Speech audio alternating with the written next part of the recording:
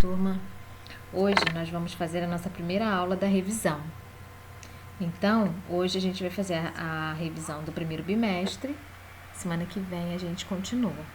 Então, a nossa revisão será as colonizações inglesas, francesas e holandesas.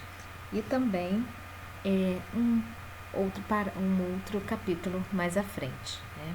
Então, nesse período aqui, a gente tem definitivamente a colonização portuguesa e espanhola na América Latina, porque eram os primeiros países a se unificar na Europa e seguir a aventura da expansão marítima, né? O caminho para as Índias, buscar especiarias. E nesse momento, né, histórico, a gente tem a descoberta da América Latina, primeiro pelos espanhóis e depois a descoberta aí do Brasil pelos portugueses. Após a unificação inglesa, a unificação francesa e também a independência da Holanda, a gente começa aí, esses países começam também a buscar riquezas em outros territórios, né? Então, a Inglaterra, os ingleses, né, eles irão habitar, povoar, colonizar a região da América do Norte, chamada as 13 colônias, né?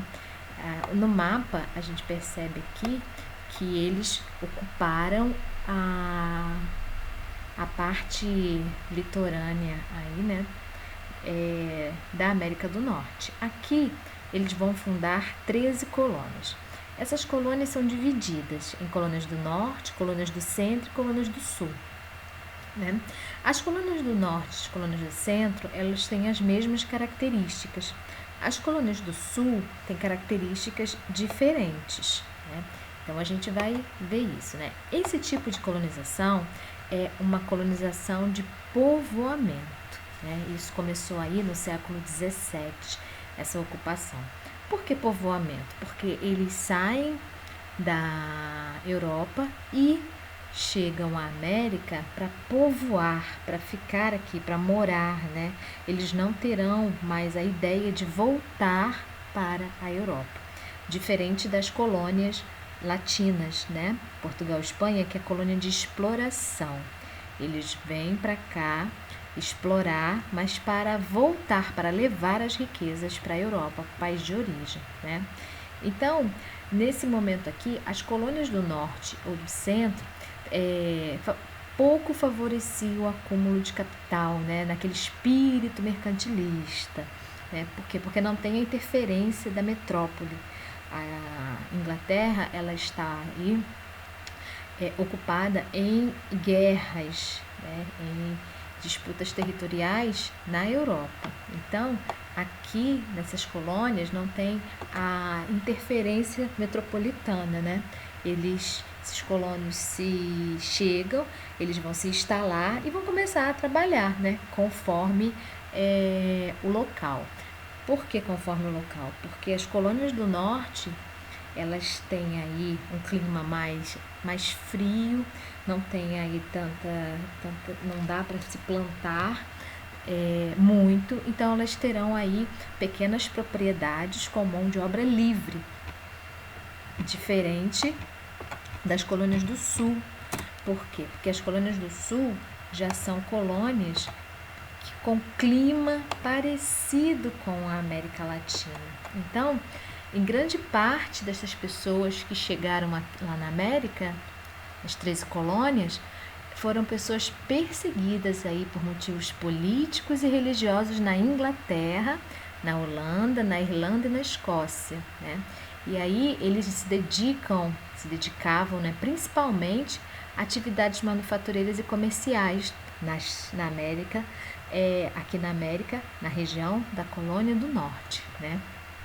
E também desenvolve a pesca, já que o mar da região favorecia essa atividade.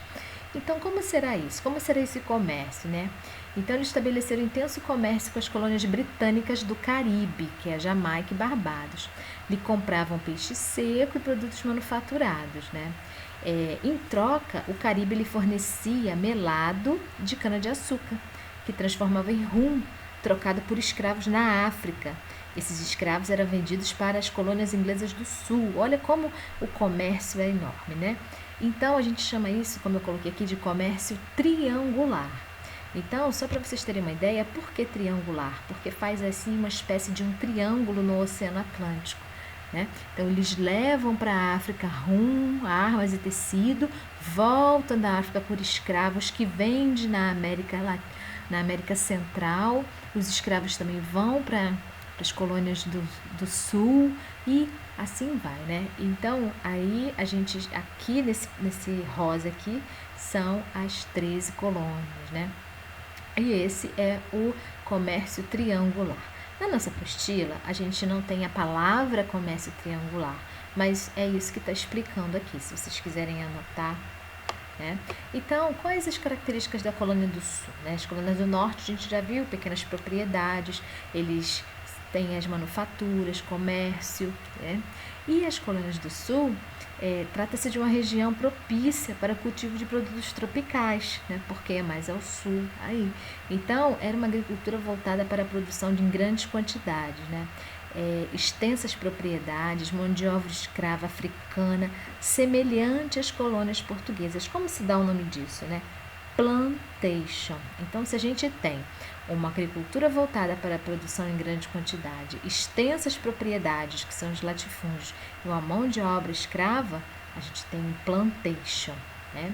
Então, não só os ingleses, né? Os ingleses conseguem se instalar aí nessa região da América do Norte. Os franceses também, né? Os franceses, eles começam aí essa expansão praticando contrabando, mas fundaram, fracassaram, né? Mas tentaram aí fundar na Baía de Guanabara, no Brasil, no Rio de Janeiro, uma colônia de huguenotes. Essa colônia foi chamada de França Antártica, que fracassou, porque os portugueses os expulsaram. E aí eles vão fazer outra tentativa no Maranhão, que é a França Equacional, no início do século XVII. Também fracassaram, né? E na América do Norte, o que os franceses vão fazer? Vão ocupar a colônia de Quebec, no Canadá, né? Então, a gente tem também a América Central, ao lado dos ingleses e holandeses, ocuparam parte das Guianas e estabeleceram nas Antilhas, né? E lá, o que vai acontecer? Monocultura, mão de obra escrava e grande propriedade. Então, a gente tem também o plantation na América Central. Entretanto, a França foi perdendo gradativamente seus territórios na América e na Ásia, à medida que crescia o poderio inglês. Então, os ingleses aí, agora a Inglaterra em si, né? Ela, como eu falei, ela não dá atenção às 13 colônias porque ela está preocupada nas guerras territoriais na Europa e crescer aí a sua economia na Europa, né? Então, os colonos que vêm para cá, eles têm a liberdade de comércio, né? Então, o que vai acontecer agora com os holandeses? Os holandeses na América do Sul, os holandeses também tentaram se fixar no Brasil com a Companhia das Índias e ocupou aí a Guiana Holandesa e algumas ilhas das Antilhas, além de financiar os primeiros engenhos de açúcar no Brasil, o transporte e o refino desse produto. A comercialização do açúcar na Europa era monopolizada pelos holandeses. O que acontece aqui? Uma parceria entre Brasil e Holanda, porque eles financiavam os engenhos do açúcar, transportavam o açúcar e comercializavam o açúcar na Europa, né? Então, os holandeses e os portugueses têm aí essa parceria, né? Então, a colônia era a base da riqueza dos países europeus, né? Tanto Portugal, Espanha e agora a França, a Holanda e a Inglaterra, né? Então, as colônias eram uma das mais importantes fontes de riqueza de que as monarquias europeias lançavam mão para se consolidar como estados fortes e centralizados. Explorá-la estava entre os principais objetivos da política econômica mercantilista. Portugal, como monarquia absoluta, fez exatamente isso. O Estado garantia a transferência para a metrópole de grande parte da renda da produção colonial. Essa política favorável ao setor mercantil fortalecia o próprio Estado, pois ampliava a sua arrecadação de tributos Esse mecanismo era a essência do sistema econômico do capitalismo na fase comercial. Então, aqui nesse capítulo, a gente tem essas colonizações, né? Colonização inglesa, colonização francesa e colonização holandesa. Agora vamos para o próximo capítulo. Nosso próximo capítulo de revisão é o H7, a crise portuguesa, contradições e conflitos no Brasil colonial. Por que a crise portuguesa? Por que Portugal está em crise? Porque aconteceu a União Ibérica. Para relembrar, né, a União Ibérica é a união da coroa de Portugal e Espanha com um único rei, o rei espanhol. E o rei espanhol não estava aí muito interessado, né, nas questões econômicas portuguesas. Por isso que é um dos motivos aí da decadência da cana-de-açúcar, né? Quando a gente, acabei de falar aí, né, que a Inglaterra e a França estavam em disputas territoriais e a Holanda tinha ficado independente. A Holanda ficou independente da Espanha. Então, quando a Espanha toma aí a coroa, passa a governar também Portugal, a Espanha vai expulsar os holandeses, né? A Espanha expulsando os holandeses do Brasil, os holandeses vão, já sabendo como faz todo o cultivo, a plantação, cultivo, refino do açúcar, vai fazer isso na América Central, né? Nas chamadas Antilhas. Então, a gente tem aí a crise portuguesa. O que está acontecendo no Brasil pós-União Ibérica, né? A gente tem aí, tentando superar a crise, a coroa portuguesa fortaleceu a política de exploração colonial. Para atingir esse objetivo, o Estado português torna-se gradativamente mais absoluto e autoritário, aumentando seu poder sobre a colônia. Então, foi criado aí o Conselho Ultramarino, importante instrumento dessa política. Outra importante fonte de renda para Portugal foi a formação das companhias de comércio, inspiradas no exemplo holandês da Companhia das Índias Ocidentais. Então, logo os colonos começaram a protestar contra as companhias, pois eram obrigados a pagar altas taxas e a submeter-se a preços arbitrários, né? Outra tentativa de estabelecer maior controle sobre a colônia foi a formação da Companhia de Comércio do Estado do Maranhão. O objetivo dessa companhia era proporcionar o ingresso de escravos africanos na região, pois sempre foram escassos, importar alimentos necessários aos colonos e manter o comércio dessa região da colônia e com a metrópole por meio do monopólio. Então, isso são mecanismos para tentar acabar aí com a crise econômica portuguesa pós-União Ibérica. Então, a gente tem dois conflitos que eu vou falar desse capítulo, que é a Revolta de Beckman e a Guerra dos Mascates. Então, para isso, a gente vai passar para outra tela. Aqui nós temos a Revolta de Beckman. Não vamos seguir a apostila, porque a apostila está bem extensa. Tentei resumir aqui da melhor forma possível, né? Então, a Revolta de Beckman foi uma rebelião nativista ocorrida na cidade de São Luís, em 1684, São Luís do Maranhão, né? Então, esse estado foi criado à época da dinastia filipina, né? Os atuais territórios do Maranhão, Ceará, Piauí, Pará e Amazonas. Isso era Maranhão, né? Subordinava-se diretamente à coroa portuguesa. Com a crise açucareira e a expulsão dos holandeses da região, todos os problemas e o aumento da exploração por parte da coroa deixaram muita gente revoltada. Então, foi nesse contexto que iniciou-se o movimento chamado Revolta de Beckman.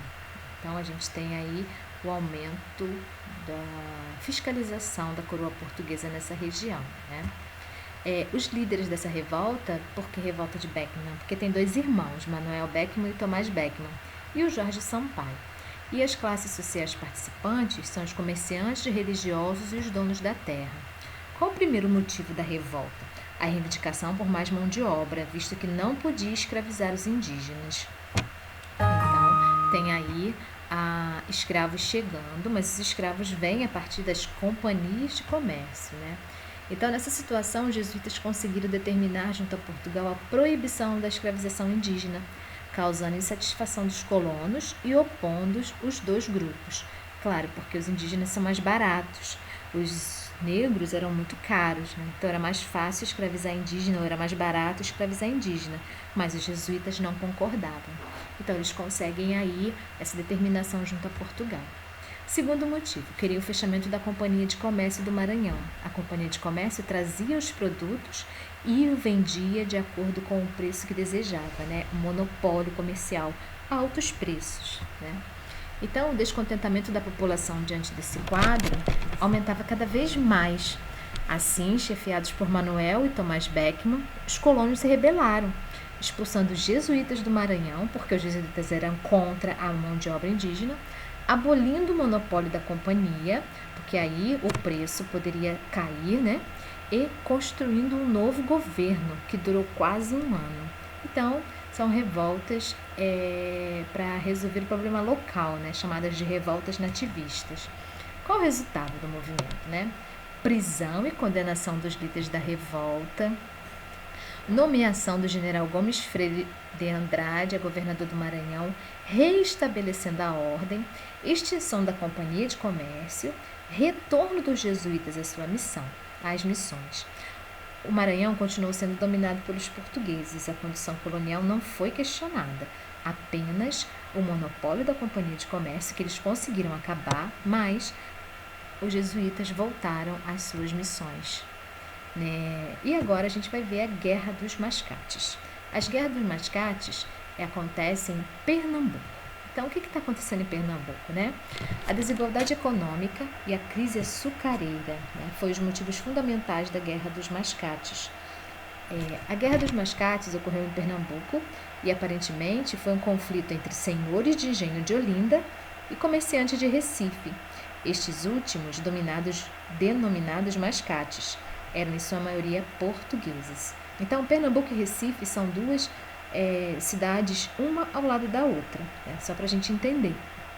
Aonde em Olinda tem aí os senhores de engenho e em Recife tem os comerciantes. Só que como esses comerciantes são portugueses, eles são chamados de mascates. Então, antes da ocupação holandesa, Recife era um povoado sem maior expressão.